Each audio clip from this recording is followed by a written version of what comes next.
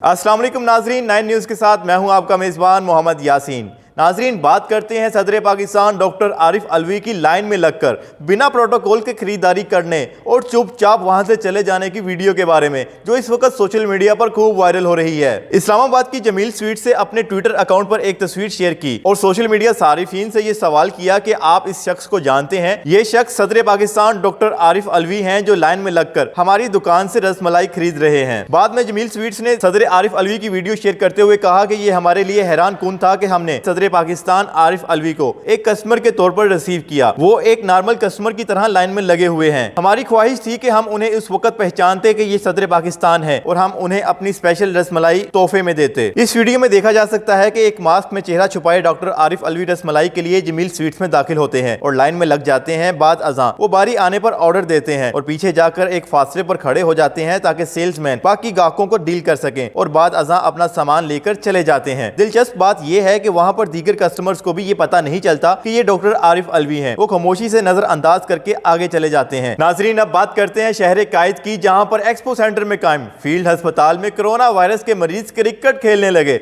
और उनकी video social media पर खूब वायरल हो गई। निजी टीवी चैनल की रिपोर्ट के मुताबिक कोरोना का इलाज खेल कूद के साथ होने लगा। कराची के एक्सपो सेंटर में कोरोना मरीज क्रिकेट खेलने लगे। वीडियो में देखा जा सकता है कि फील्ड अस्पताल के साइड्स पर वार्ड्स बनाए गए हैं, जबकि दरमियान में मौजूद जगह पर मरीज क्रिकेट खेलने में मसरूफ अमल है। कौमी क्रिकेट टीम के साबिक विकेट कीपर राशिद लतीफ ने समाजी राब्ते की वेबसाइट ट्विटर पर वीडियो शेयर की, जिस पर सार्फिन की जानिब से दिलचस्प तबसरे किए जा रहे हैं। एक सारिफ का कहना था कि एहसन अबरार ने कहा है कि करंतना में गेंद को चमकाने की इजाजत नहीं होगी, और एक और सारिफ नुमान ने लिखा कि मेरे ख्याल से इन्हें देखकर दीगर शौकीन भी आ जाएंगे और कहेंगे हमें भी कोरोना है। वीडियो में किसी की जानिब से ICC को मेंशन किया गया तो कोई सर पकड़ कर बैठ गया। वाज़िह रहे कि सिंध में लॉकडाउन में नरमी के बाद कोरोना केसेस की तादाद बढ़ रही है। कोरोना से इंतकाल करने वालों की तादाद 268 हो गई है, जबकि 24 घंटों में 198 मरीज सेहतयाब हुए हैं। कोरोना से सेहतयाब अफराद की तादाद 3804 हो गई है। नाज़रीन, आखिर में आपको बताते हैं कि सोशल मीडिया पर कराची के इलाके डिफेंस में होने वाले खौफनाक हादसे की एक वीडियो वायरल हो रही है,